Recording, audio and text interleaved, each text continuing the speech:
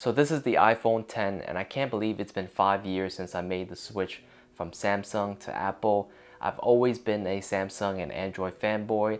I've used the S4, the S6, the S8, and even some of the original Nexus phones when they first came out. I just remember the good old days when I was in high school and I had the S4. I just felt like the cool kid in class because they just released the eye scroll feature. They allowed you to scroll down a web page by just using your eyes. Samsung has always been coming out with new features, new design. I just remember telling myself I would never be a slave to the Apple ecosystem. You would never catch me using an Apple product ever in my life. But here we are 5 years later. I've been using the iPhone 10. I have the AirPods Pro and also I have the iPad. And all that happened because I had one terrible customer experience with Samsung and their S8 product line. My phone wasn't working properly. It kept shutting off. I tried to call customer service. They refused to repair my phone. So I was like, you know what? Forget it. The iPhone 10, they have a freshly new design. They are finally moving forward with some type of innovation. So why don't I give it a try and switch over to Apple and see if I like it? So I just want to go over my experience these past 5 years coming from a Samsung fanboy switching over to Apple. I just want to go over the pros and cons and what I think they can improve on and what I feel like they're still lacking in. And you see that back there? That's a PC and a Windows PC. I'm not switching over to an Apple Mac anytime soon. And I say that now, maybe I'll switch in the future, but as a gamer, I just don't find myself switching at all. So for now, I will be sticking with the Windows PC.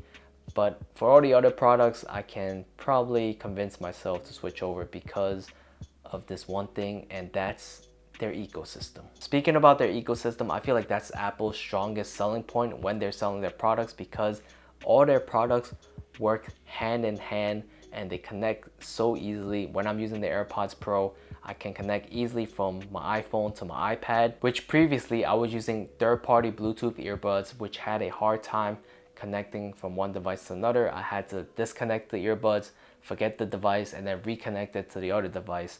So that was always an annoyance, and now that I have the AirPods Pro, they just connect so well and I just don't have any issue when it comes to their products working. And AirDrop is amazing. This is a feature I never had on the older Samsung devices, but I know now they have some type of quick share feature that Samsung allows you to share files really easily between their devices and also Windows, but I never got to experience it until I switched over to Apple back then, and it makes transferring files, transferring photos to myself, to my other devices, to my friends and families who have iPhone super easy and very convenient. And the one feature I feel like I can't live without now is probably iMessage, because once you're in it, you have to use it, especially if all your friends and family are using iPhones. And I know now some of you are gonna say, well, but you know, Terry, you can just download WhatsApp, you know, you can just download WeChat, or you can just download these third-party application messaging services. Why you need to have iMessage when you can have these group chat? Well,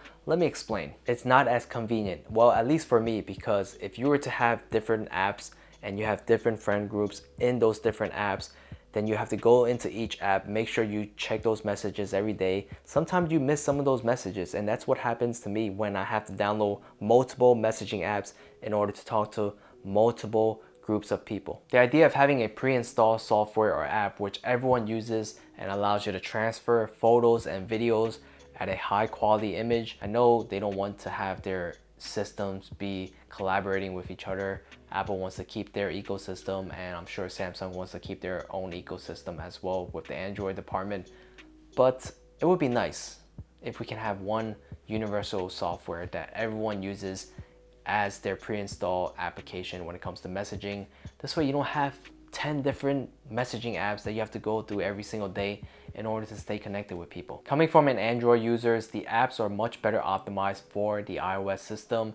They are prioritized for iOS first, and some of these apps are only found on the iOS store. So that's been a game changer when it comes to using some of these apps, because previously when I was using the apps on the Android phone, I was missing some of these features that was only exclusive to the iPhone. They run better, it's less laggy, and I find iPhone to have a lot less bloatware when it comes to the pre-installed apps that you always find on Samsung phone. I don't know if they changed that yet ever since I switched over. I hope they did, because that used to be so annoying, and it slowed down the operating system, even though Samsung phones were powerful. As a matter of fact, the spec sheets on a Samsung phone is better than the iPhone. However, when it comes to optimization and having a smooth user experience, I feel like Apple does a better job at doing that. Alright, so it seems like I'm just destroying Samsung and now I'm an Apple fanboy and I'll never go back to Samsung. However, there are some things that I still love about Android and Samsung that Apple needs to learn from, and they're slowly doing so. The first one that comes to mind is customization, and that's still something I miss to this day from Samsung and Android phones. And I already know some Apple fanboys are gonna be like, oh, well, we can now have widgets too, you know, we can customize our icons too. Well, you know what?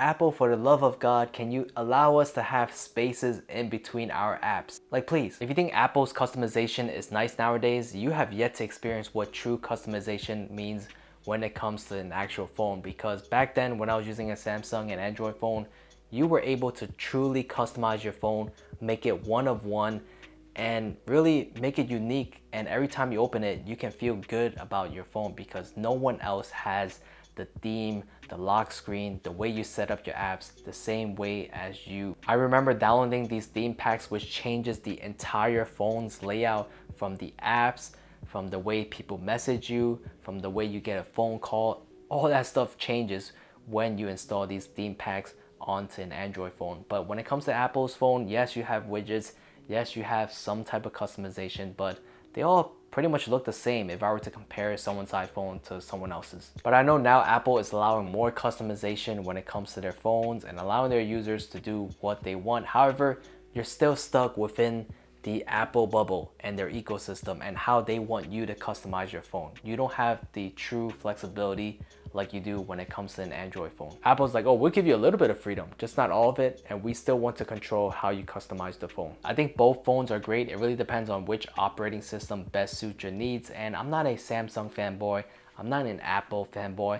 I'm a fan of tech and I'm a fan of innovation, so maybe one day I'll switch back over to Samsung or an Android phone to see what new features they have. But for now, I'm happy with the iPhone, and I'm happy and excited about the new one that's coming out this fall, which I will be doing a review for. So stay tuned for that. Let me know down in the comments what phone you use right now. Is it a Samsung? Maybe it's another Android phone, or are you using an iPhone like myself? And I know this is a little different than what I usually cover here on this channel, but I'm a tech lover and I want to share my experience with different products, especially if it's a flagship product and I can get my hands on it. That way I can do a review and share my experience here with you.